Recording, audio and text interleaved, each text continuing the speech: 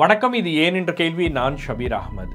நீங்கள் டிவியில் வரக்கூடிய விளம்பரங்கள்லாம் பார்த்துருந்தீங்கன்னா, குறிப்பாக அதில் இந்த பேங்க் லோன் சம்மந்தமான விளம்பரங்கள் அல்லது இந்த ஃபினான்ஷியல் ஸ்கீம் சம்மந்தமான விளம்பரங்கள்லாம் பார்த்துருந்தீங்கன்னா, அதில் விளம்பரம்லாம் ரொம்ப அருமையாக இருக்கும். அப்படியே பார்க்குறதுக்கே நமக்கே சரி ஒரு லோன் எடுத்துடலாமா அப்படின்ற அளவுக்கு கன்வின்சிங்கான விளம்பரங்கள்லாம் இருக்கும். அந்த விளம்பரம் முடிஞ்ச உடனே ஒரு 15 செகண்டோ ஒரு 30 செகண்டோ ஒரு டிஸ்க்ளைமர் ஒன்று போடுவாங்க. உதாரணத்துக்கு மியூச்சுவல் ஃபண்ட்ஸ் அப்படின்ற ஒரு ஆட் வருதுன்னு வச்சுக்கோங்களேன். மியூச்சுவல் ஃபண்ட்ஸ் சப்ஜெக்ட் டு மார்க்கெட்டில் பேசுவாங்க. அது என்ன பேசுகிறாங்க, என்ன ஏது அப்படின்றது எதுவுமே புரியாது. ஸோ அந்த மாதிரி தான் இந்த நேஷ்னல் எஜுகேஷன் பாலிசி மோடி அரசாங்கம் கொண்டு வந்திருக்கக்கூடிய இந்த புதிய கல்விக் கொள்கை அப்படின்றது. இந்த புதிய கல்விக் கொள்கை தொடர்பான விவாதங்கள் தமிழ்நாட்டில் நடந்துட்டு இருக்கு. அதை ஏன் எதிர்க்க வேண்டும் அப்படின்ற விவாதம் தற்போது மேலோங்கி இருக்கிறது. அதை ஏன் எதிர்க்க வேண்டும் அப்படின்றதுக்கான பல்வேறு காரணங்கள் இருக்கு. அதை பற்றி தான் இந்த வாரம் ஏன் என்ற கேள்வியில் நம்ம பார்க்க போகிறோம்.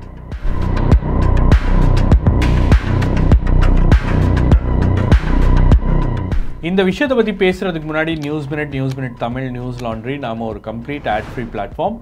எந்த விதமான அரசாங்க விளம்பரமோ அரசியல் கட்சிகளுடைய விளம்பரமோ சார்ந்து இயங்கக்கூடிய ஊடக நிறுவனம் அல்ல.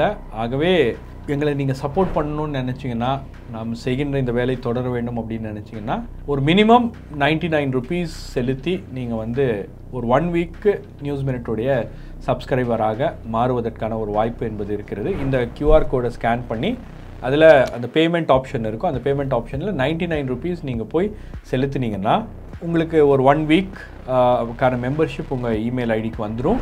நீங்கள் எங்களுடைய வெப்சைட்டில் இருக்கக்கூடிய எல்லா பேவால் ஸ்டோரிஸையும் நீங்கள் ஆக்சஸ் பண்ணலாம், படிக்கலாம். நிறைய தகவல்கள் இருக்கிறது. ஆகவே நீங்கள் அந்த ஆப்ஷனை பயன்படுத்தி கொண்டு நியூஸ் மினிட்டோடைய மெம்பராக மாற வேண்டும் என்பது என்னுடைய விருப்பம். அதை நீங்கள் செய்வீங்கன்னு நான் நம்புகிறேன்.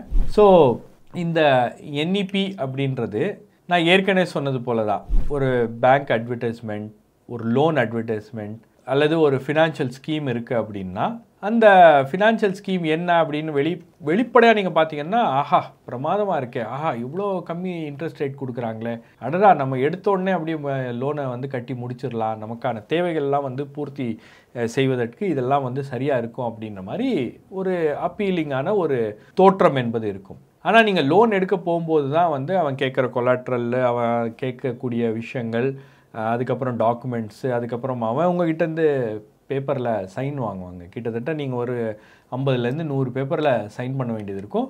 அந்த சைன் பண்ணுற பேப்பர்லாம் என்ன இருக்குது அப்படின்றது கூட தெரியாமல் நமக்கு லோன் கிடைக்கிதுன்றதுக்காக நம்ம பாட்டுக்கு சைன் பண்ணிடுவோம். ஆனால் இதில் டெவில் எங்கே இருக்குன்னு பார்த்தீங்கன்னா அந்த டீட்டெயில்ஸில் தான் இருக்கும். நீங்கள் நாளைக்கு அந்த லோனில் ஏதாவது ஒரு பிரச்சனை வந்துச்சு அல்லது நாளைக்கு நீங்கள் வேறு ஏதாச்சும் பண்ணணும் அப்படின்னு நினச்சிங்கன்னா, உடனே பேங்க் அதுக்கெலாம் ஒத்து வராது. அவன் அந்த பேப்பர்லாம் எடுத்துக்காமல் பாருங்கள் இதிலெல்லாம் நீங்கள் சைன் பண்ணியிருக்கீங்க, ஆகவே இதெல்லாம் தான் ப்ரொசீஜர் அப்படின்னு சொல்லிட்டு நம்ம மேலே நம்மளை அப்படியே ட்ராப் பண்ணுவாங்க. மாட்டிக்கிட்ட பங்கு. ஸோ இதுதான் NEPலையும் ஒன்றிய அரசாங்கம் செய்கிறதா அப்படின்றது தான். இப்போ நீங்கள் NEPயில் புது திட்டங்களை கொண்டு வராங்க. இப்போ உதாரணத்துக்கு PM ஸ்ரீ அந்த ஸ்கூல்ஸை இந்தியா முழுவதும் 14,500 ஸ்கூல்ஸை நாங்கள் எஸ்டாப்ளிஷ் பண்ணுறோம். எல்லா மாவட்டங்கள்லையும் அந்த ஸ்கூல்ஸ் இருக்கும். அதுதான் ஒரு திட்டம், ரைசிங் இந்தியாவுக்கான ஒரு திட்டம் அப்படின்னு சொல்லிட்டு சொல்கிறாங்க. இப்போது உங்களுக்கு NEPயில் எங்கேயுமே ஒரு ஷரத் இல்லை. அதாவது நீங்கள் PM ஸ்ரீ ஸ்கூல்ஸை நீங்கள் அக்செப்ட் பண்ணிக்கிட்டீங்கன்னா மட்டும்தான் நாங்கள் உங்களுக்கு நிதி கொடுப்போம் அப்படின்ற மாதிரி ஷரத் இல்லை. ஆனால் அந்த விதியை எங்கேயோ கொண்டு திணிச்சு இப்போ நீங்கள் உங்களுக்கு பணம் வேணும் அப்படின்னா, ஸ்கூல்ஸை நடத்துறதுக்கு உங்களுக்கு பணம் வேணும் அப்படின்னா, ஒன்றிய அரசாங்கம் கொடுக்கின்ற அந்த நிதி என்பது உங்களுக்கு தேவைன்னா நீங்கள் இதெல்லாம் ஒத்துக்கணும் அப்படின்ற மாதிரி ஒரு ஷரத்து, புது நிபந்தனைகள்லாம் கொண்டு வருவதற்கான ஒரு வேலையை தான் ஒன்றிய அரசாங்கம் செய்கிறது. உங்களுக்கு ரொம்ப கடுமையாக இதை எதிர்க்கிறது வெஸ்ட் பெங்கால் தான். அவங்க இது வரைக்கும் NEPயை அக்செப்ட் பண்ணதும் இல்லை. அதே மாதிரி இந்த PM ஸ்ரீ இந்த மாதிரி விஷயங்கள், இந்த ஸ்கூல்ஸ் எஸ்டாப்ளிஷ் பண்ணணும் அப்படின்ற எந்த திட்டத்துக்கும் அவங்க கையெழுத்து போட்டதில்லை. அட்லீஸ்ட் தமிழ்நாட்டில் பேச்சுவார்த்தையாச்சும் நடத்துகிறாங்க. பட் வெஸ்ட் பெங்காலில் முழுக்க அதை நாங்கள் ஏற்றுக்கொள்ள மாட்டோம் அப்படின்ட்டாங்க. ஸோ அது ஒரு வேறு விதமான ஒரு டக் ஆஃப் வார் அவங்களுக்குள்ளே நடந்துகிட்ருக்கு. பட் தமிழ்நாட்டை பொறுத்த வரைக்கும் உங்களுக்கு NEP என்ன அப்படின்றது ஒரு பெரிய அளவுக்கு ஒரு புரிதல் அப்படின்றது நம்ம மாநிலத்தில் இருக்குது. இந்த நேஷ்னல் எஜுகேஷன் பாலிசியை இன்ட்ரடியூஸ் பண்ண உடனேயே இங்கே இருக்கக்கூடிய அரசியல் கட்சி தலைவர்கள், இங்கே இருக்கக்கூடிய எஜுகேஷனிஸ்ட், இங்கே இருக்கக்கூடிய எக்ஸ்பர்ட்ஸ் எல்லாருமே அதை படிச்சுட்டு அதில் இருக்கக்கூடிய சாராம்சம் என்ன அப்படின்றத ரொம்ப தெளிவாக புரிஞ்சுக்கிட்டாங்க. ஒரே ஒரு விஷயம் தான் அந்த என்இபியை பொறுத்த வரைக்கும். அது ஆர்எஸ்எஸ் உடைய ஒரு பொலிட்டிக்கல் அஜெண்டா, பிஜேபியோடைய பொலிட்டிக்கல் அஜெண்டா. அவங்க எஜுகேஷனை வந்து எப்படி மாற்றணும்னு நினைக்கிறாங்களோ அதை செயல்படுத்தக்கூடிய ஒரு திட்டமாக தான் இந்த என்இபி இருக்கிறது, என்இபி 2020 இருக்கிறது அப்படின்றத ஆரம்ப காலத்திலேயே அந்த பிரச்சாரத்தை பண்ண ஆரம்பிச்சிட்டாங்க. அதனால தான் வந்து தமிழ்நாட்டில் உங்களுக்கு பார்த்தீங்கன்னா இந்த என்இபி தொடர்பாக பல்வேறு காலகட்டங்களில் அந்த சர்ச்சை அப்படின்றது உருவாகும், அந்த டிஸ்கஷன் அப்படின்றது உருவாகும். பட் பிஜேபியோட திட்டமே அதுதான். பிஜேபிக்கு வந்து கண்ட்ரோல் வேணும், அவங்க எல்லாத்தையும் கண்ட்ரோல் பண்ணணும்னு பார்க்குறாங்க. இப்போ எஜுகேஷன் கன்கரண்ட் லிஸ்ட்டில் இருக்குது, but BJP wants absolute control. So அதனால் இந்த மாதிரி புது திட்டங்களை புகுத்து புது திட்டங்களை கொண்டு வந்து ஒரு பாலிசி அப்படின்னு கொண்டு வந்து அந்த பாலிசிக்கான என்னென்ன விஷயங்கள் இருக்கணும், அந்த பாலிசியில் என்னென்ன காம்பனன்ட்ஸ் இருக்கணும் அப்படின்றதெல்லாம் வந்து ஒன்றிய அரசாங்கம் தான் வந்து அதை டிக்டேட் பண்ணும். ஏன்னா நாங்கள் வந்து இவ்வளவு நிதி கொடுக்குறோம், ஒரு கணிசமான அளவு நிதி கொடுக்குறோம், உங்களுக்கு ஸ்கூல்ஸில் டீச்சர்ஸுக்கு கொடுக்கக்கூடிய சம்பளம், அதுக்கப்புறம் இன்ஃப்ராஸ்ட்ரக்சர், இந்த மாதிரி விஷயங்களுக்கெல்லாம் நாங்கள் நிதி கொடுக்குறோம் அப்படின்றதுக்காக நாங்கள் சொல்கிறது தான் நீங்கள் கேட்கணும் அப்படின்னு மெல்ல மெல்ல அவங்களுடைய அரசியல் அஜெண்டாவை புகுத்துவதற்கான ஒரு திட்டம் தான் வந்து இந்த என்இபி. அதனால தான் என்இபியில் இருக்கக்கூடிய மிகப்பெரிய பிரச்சனையாக தமிழ்நாடு பார்க்குறது என்ன அப்படின்னா அவங்க சொல்லக்கூடிய 3 லாங்குவேஜ் ஃபார்முலா. இந்த 3 லாங்குவேஜ் ஃபார்முலாவை உயிரே போனால் கூட நாங்கள் வந்து அக்செப்ட் பண்ணிக்க மாட்டோம், நீங்கள் 10,000 கோடி ரூபா கூட கொடுங்க, நாங்கள் அக்செப்ட் பண்ணிக்க மாட்டோம் அப்படின்ட்டாங்க. ஏன்னா தமிழ்நாட்டுடைய வரலாறு அப்படி. அங்கே வந்து மொழி அப்படின்றது ஒரு எமோஷ்னலான ஒரு இஷ்யூ, அது ஒரு இங்கே இருக்கக்கூடிய அரசியல் அது ஒரு மிக முக்கியமான காம்பனண்ட் அப்படின்னும் போது அந்த இடத்துல தான் முதல்ல வந்து என்இபி அப்படின்ற ஒரு விஷயத்தை வச்சு கை வைக்கிறாங்க அப்படின்னும் போது தமிழ்நாடு எடுத்தோடனே அதை எதிர்க்குது. அவங்களுடைய அந்த 3 லாங்குவேஜ் ஃபார்முலாவை ரிஜெக்ட் பண்ணுறோம் அப்படின்றாங்க.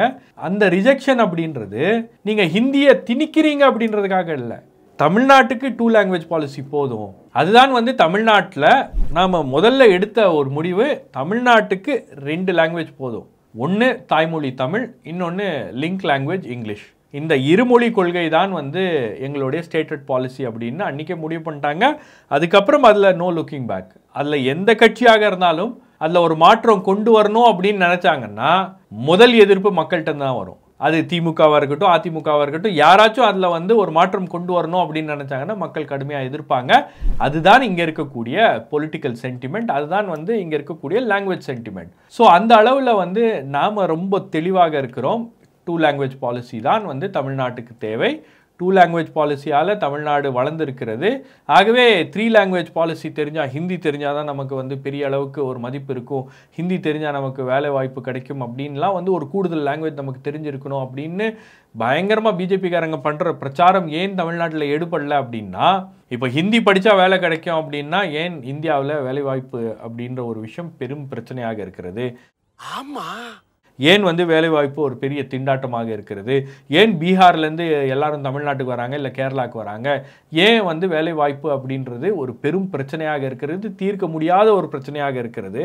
பிஜேபி வந்து 2 கோடி வேலை கொடுக்குறோம் அப்படின்னு சொன்னாங்க, அந்த வேலையும் கொடுக்க முடியாத அளவுக்கு இன்னைக்கு பிஜேபி திணறுகிறது அப்படின்னா ஹிந்தி படித்ததுனால என்ன வேலை கிடைச்சிருச்சு அப்படின்றது அவங்களால ஜஸ்டிஃபையே பண்ண முடியல. அப்போ ஏன் வந்து இந்தியாவில் வேலைவாய்ப்பு அப்படின்றது ஒரு பெரிய பிரச்சனையாக இருக்குது அப்படின்னா அதற்கு எந்த பதிலும் அவங்ககிட்ட இருந்து வராது. ஸோ இந்த என்இபியுடைய அல்டிமேட் கோல் என்னன்னா ஹிந்திக்கு முன்னுரிமை கொடுக்கறது, சமஸ்கிருதத்துக்கு முன்னுரிமை கொடுக்கறது அப்படின்றது. ரெண்டாவது வந்து இவங்க என்ன சொல்கிறாங்க அப்படின்னா போர்டு எக்ஸாம்ஸ் வந்து இருக்கணும் அப்படின்னு. 5ஆவதுக்கு ஒரு போர்டு எக்ஸாம்ஸ் வைக்கலாம், 8ஆவதுக்கு ஒரு போர்டு எக்ஸாம்ஸ் வைக்கலாம் அப்படின்னா இது ஏற்புடையதல்ல. ஏன்னா நம்ம மாநிலத்தில் ட்ராப் அவுட்ஸ் அதிகமாகும். இப்போ 5ஆவது ஒரு போர்டு எக்ஸாம்ஸ் வருது, ஃபெயில் ஆகிடுறான் பையன், அவனை வந்து ஸ்கூலுக்கு அனுப்ப மாட்டாங்க, இல்லை பொண்ணு ஃபெயில் ஆகிடுது ஸ்கூலுக்கு அனுப்ப மாட்டாங்க. 8ஆவது அந்த மாதிரி ஆகுது, 8ஆவது படித்தது போதும் அப்படின்னு உங்களுக்கு வந்து அந்த மாதிரி ஒரு மனநிலைக்கு மக்கள் போயிடுவாங்க அப்படின்றதுனால இது ஒரு மேஜர் ப்ராப்ளம். இது ஒட்டுமொத்த எஜுகேஷன் சிஸ்டத்தையே கிரிப்பிள் பண்ணிடும் அப்படின்றது. அதுக்கப்புறம் ஹையர் எஜுகேஷனில் பார்த்தீங்கன்னா உங்களுக்கு வந்து 1 இயர் நீங்கள் முடிச்சிட்டிங்கன்னா உங்களுக்கு ஒரு சர்டிஃபிகேஷனு, அதுக்கப்புறம் 2 இயர் முடிச்சிட்டிங்கன்னா நீங்கள் ஒரு டிப்ளமா அப்படின்னா அதுவே வந்து ஒரு தவறான முன்னுதாரணம், அதுவே ஒரு தவறான பாலிசி. நீங்கள் அப்புறம் 1 வருஷம் படித்ததுக்கப்புறம் அவனுக்கு வந்து ஒரு சர்டிஃபிகேட் வந்தோடனே அவன் திருப்தி ஆகிட்டு காலேஜ்லேருந்து ட்ராப் அவுட் ஆயிடுவான், அல்லது டிப்ளமா வந்து கிடச்சிருச்சு அப்படின்றதுக்காக ட்ராப் அவுட் ஆயிடுவான். அப்போ கிராஜுவேஷனுக்கு ஒரு அர்த்தம் இல்லாமல் போயிடும் அப்படின்றதையும் வந்து கடுமையாக தமிழ்நாட்டிலேருந்து எதிர்க்கிறாங்க. அதே மாதிரி உங்களுக்கு வந்து யூனிவர்சிட்டி அட்மிஷன் எக்ஸாம்ஸுக்கெல்லாம் பார்த்தீங்கன்னா எல்லாத்துக்கும் வந்து என்ட்ரன்ஸ் டெஸ்ட்டு. நாம் அட்மிஷனுக்கு ஒரு சில ஃபார்முலாஸை வச்சுருக்கோம். உங்களுக்கு 12ஆவது படிக்கிற அந்த மார்க்ஸே போதும் அப்படின்னு நினைக்கக்கூடிய ஒரு சூழலில் உங்களுக்கு எல்லாத்துக்குமே ஒரு அட்மிஷன், எல்லாத்துக்குமே ஒரு போட்டி, எல்லாத்துக்குமே ஒரு விதமான ஒரு ப்ரெஷரை வந்து உருவாக்குறது அப்படின்றது ஒரு மிக முக்கியமான காம்பனண்ட்டாக அதில் இருக்கிறது அப்படின்னும் போது அதை கடுமையாக எதிர்க்கிறாங்க. அது மட்டும் இல்லாமல் இந்த NEPலேயே இருக்கக்கூடிய மேஜர் ஃப்ளா என்னன்னு பார்த்தீங்கன்னா, அதில் ரிசர்வேஷன் அப்படின்ற ஒரு வேர்டே இல்லை, ஒரு சோஷியல் ஜஸ்டிஸ் அப்படின்ற ஒரு வேர்டே இல்லை. அப்போது இந்த கொள்கை யாருக்காக உருவாக்கப்பட்டிருக்கிறது, எதற்காக உருவாக்கப்பட்டிருக்கிறது, இந்த கொள்கையை உருவாக்குவதற்கான நோக்கம் என்ன? இந்த மாதிரி ஒரு தேசிய அளவில் ஒரு கல்விக்கான ஒரு கொள்கையை நாம் உருவாக்குறோம், ஒரு உயர்ந்த கொள்கையை நாம் உருவாக்குறோம், அதாவது முன் எப்போதும் இல்லாத அளவுக்கு மாணவர்களுடைய வாழ்க்கையில் ஒரு மாற்றத்தை கொண்டு வந்துடணும் அப்படின்றதுக்காக ஒரு கொள்கையை நாங்கள் உருவாக்குறோம் அப்படின்னா முதல்ல நீங்கள் என்ன பண்ணுவீங்க? எல்லா மாநிலங்கள்ட்டையும் வந்து பேச்சுவார்த்தை நடத்துவீங்க, எல்லா மாநிலங்கள்ட்டையும் அவங்களுடைய கருத்துக்களை கேட்பீங்க. பட் இந்த கொள்கையை பொறுத்த வரைக்கும் யார்கிட்ட கருத்து கேட்டாங்கன்னே தெரியல, யார் கருத்து சொன்னாங்கன்னு தெரியல, எப்படி இந்த திட்டத்தை உருவாக்குனாங்கன்னு தெரியல, யார் இந்த திட்டத்தை உருவாக்குனாங்க அப்படின்னு தெரியல. ஸோ முழுக்க முழுக்க பார்த்தீங்கன்னா இந்த திட்டம் என்பது அவங்க உருவாக்கி வச்சுட்டு இதை வந்து மாநிலங்கள் மீது திணிக்க வேண்டும் அப்படின்ற ஒரு முடிவோடு தான் வந்து பாஜக செயல்பட்டு கொண்டு இருக்கிறது அப்படின்றது தான் வந்து இதில் தெள்ள தெளிவாக புரிகிறது. 2014ஆம் ஆண்டு பாஜக ஆட்சிக்கு வந்தாங்க. இப்போ 2014ஆம் ஆண்டு ஆட்சிக்கு வந்ததுக்கு பிறகு அவங்க வந்து ஒரு இடத்துல அவங்க வந்து ஃபோக்கஸ்டாக வேலை பார்த்துட்டு இருக்காங்க. அது எந்த துறை அப்படின்னு பார்த்தீங்கன்னா கல்வித்துறை. கல்வித்துறையை முற்றிலுமாக மாற்ற வேண்டும், அவங்களுக்கு ஏற்ற மாதிரி மாற்றிக்கணும் அப்படின்றதுல அவங்களுக்கு வந்து ஒரு பெரிய அஜெண்டா என்பது இருக்கிறது. 2018 என்ன பண்ணாங்க, உங்களுக்கு சர்வ சிக்ஷா அபியான்னு முதல்ல இருந்துச்சு, அதை 2018 மாற்றினாங்க, சமகர சிக்ஷா அபியான் அப்படின்னு மாற்றினாங்க. அதுக்கப்புறம் அது ஒரு மேஜர் சேஞ்ச் இல்லை அப்படின்னு நினச்சிக்கிட்டு எல்லாரும் இருக்கும்போது 2020 யூனியன் கவர்மெண்ட் என்ன பண்ணுது, நேஷ்னல் எஜுகேஷன் பாலிசி அப்படின்னு ஒரு பாலிசியை கொண்டு வராங்க. அதுக்கப்புறம் 2 வருஷத்தில் பார்த்தீங்கன்னா உங்களுக்கு அதில் ஒரு மிக முக்கியமான காம்பனண்ட்டாக PM ஸ்ரீ ஸ்கூல்ஸை வந்து கொண்டு வராங்க. PM Shri schools for rising India. அப்போது ஒரு மாவட்டத்துக்கு ஒரு PM ஸ்ரீ ஸ்கூல் இருக்கும் அப்படின்றது தான் வந்து அந்த திட்டம். அப்போ அதை எக்ஸ்பேண்ட் பண்ணிகிட்டே போவாங்க அப்படின்றது. இப்போ இந்தியா முழுவதும் வந்து 14,500 ஸ்கூல்ஸை வந்து எஸ்டாப்ளிஷ் பண்ணணுன்ட்டு இருக்காங்க. அதில் 12,000 ஸ்கூல்ஸை வந்து அவங்க எஸ்டாப்ளிஷ் பண்ணிட்டாங்க. இப்போ இந்த PM ஸ்ரீ ஸ்கூல்ஸ்லாம் பார்த்தீங்கன்னா அங்கே எப்படி இருக்கும் அப்படின்னு பார்த்தீங்கன்னா மற்ற ஸ்கூல்ஸை விட இது வந்து கொஞ்சம் ஸ்மார்ட் கிளாஸஸ்லாம் இருக்கும், ஸ்மார்ட் லேர்னிங் இருக்கும். ஸோ இந்த இடத்துல மாணவர்கள் படிக்க வராங்க அப்படின்னும் போது அவங்களுக்கான கல்விக்கான அப்ரோச்சே வந்து ஒரு வேறு விதமாக இருக்கும் அப்படின்றது தான் இந்த PM ஸ்ரீ ஸ்கூல்ஸுடைய ஒரு கான்செப்டாக இருக்கிறது. அந்த வெப்சைட்டில் நீங்கள் போய் பார்த்தீங்கன்னா சுத்தமாக ஒன்றுமே இருக்காது, வெறும் அபவுட் அஸ்ன்னு இருக்கும். அதுக்கப்புறம் வந்து பிரைம் மினிஸ்டருடைய படம் இருக்கும், வேறு என்ன பண்ண போகிறாங்க, என்ன சப்ஜெக்ட் அப்படின்றதெல்லாம் வந்து பெரிய அளவுக்கு ஒன்றுமே இருக்காது. அப்போது ஒரே ஒரு விஷயம் இதுலேருந்து என்ன புரிகிறது அப்படின்னா, இந்த ஸ்கூல்ஸ் எல்லாம் ஹைஃபையாக மாற்றிட்டு அதை வேறு விதமான ஒரு தோற்றத்தை உருவாக்க வேண்டும். PM ஸ்ரீ ஸ்கூல்ஸ்லாம் பாருங்கள் எவ்வளோ பெட்டராக இருக்குது அப்படின்ற மாதிரி ஒரு பிம்பத்தை கட்டமைக்க வேண்டும் அப்படின்றது இவங்களுடைய திட்டமாக இருக்கிறது. இப்போ அதில் உங்களுக்கு வந்து பிரின்ஸ் கஜேந்திர பாபு போன்ற கல்வியாளர்கள்லாம் என்ன சொல்கிறாங்கன்னா, உங்களுக்கு அரசு பள்ளினா அரசு பள்ளி அப்படி தான் நாம் பார்த்துருக்குறோம். இப்போ அரசு பள்ளியில் ஒரு பள்ளி மட்டும் வந்து உயர்ந்த பள்ளியாகவும் மற்ற பள்ளிகள்லாம் வந்து இன்னும் வேறு ஒரு மட்டத்தில் இருக்கக்கூடிய பள்ளிகளாக இருக்கும்போது அங்கே ஒரு டிஃப்ரென்ஸ் உருவாகும், அங்கே மாணவர்கள் மத்தியில் ஒரு பிரிவினை அப்படின்றது உருவாகும்.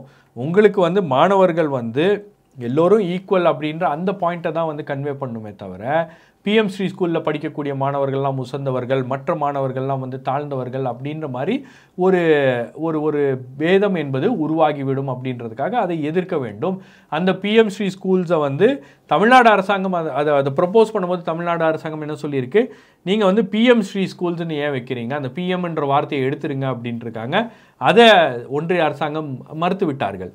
இப்போ எல்லாத்துலேயும் PM ஏன் இருக்கணும், கோவிட் சர்டிஃபிகேட்லேருந்து கோவிட் வேக்சின்லேருந்து ஸ்கூல்ஸ்லேருந்து எல்லாத்துலேயும் வந்து பிரைம் மினிஸ்டருடைய முகம் இருக்க வேண்டும் அப்படின்ற ஒரு ஒப்சஷன் வந்து ஒன்றிய அரசாங்கத்துக்கு இருக்கிறது. கடந்த 15 ஆண்டுகளாக நம்ம பார்க்குறோம். சரி, அதை கொண்டு வந்து நீங்கள் கல்வியிலையும் புகுத்துறீங்க, ஸ்கூல்ஸ்லையும் புகுத்துறீங்க அப்படின்னும் போது இது தேவையில்லாதது அப்படின்றாங்க.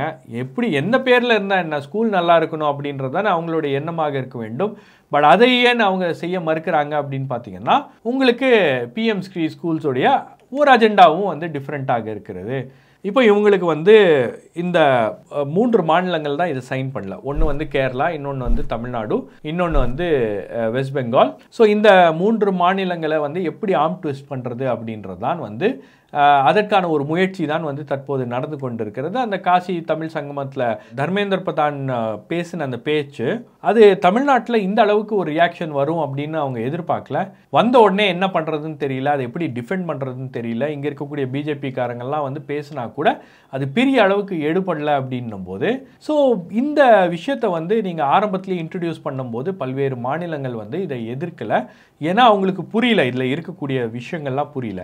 இப்போதான் கொஞ்சம் கொஞ்சமாக புரியுது அப்படின்னும் போது, இப்போ ஒட்டுமொத்தமாக சில மாநிலங்கள்லாம் பார்த்தீங்கன்னா ஒன்றிய அரசாங்கம் தான் வந்து டிசைட் பண்ணக்கூடிய ஒரு நிலை அப்படின்றது உருவாயிருச்சு. அவங்க வந்து எல்லாத்துக்கும் கையெழுத்து போட்டு கொடுத்துட்டாங்க அப்படின்னும் போது அவங்க சொல்லக்கூடிய விஷயங்கள் தான் வந்து கேட்க வேண்டும் அப்படின்ற மாதிரி வந்துருச்சு. அதான் நான் சொன்னேன் இல்லையா, பேங்க் லோன் வாங்கும்போது கையெழுத்து போட்டு நீங்கள் என்ன ஒத்துக்கிறீங்களோ அதுதான் நீங்கள் பண்ணணும் அப்படின்ற மாதிரி ஒரு சூழல் அப்படின்றது உருவாயிருச்சு. இப்போதான் வந்து பல மாநிலங்கள் இதில் இருக்கக்கூடிய பிரச்சனைகளை உணர ஆரம்பிச்சிருக்கிறார்கள்.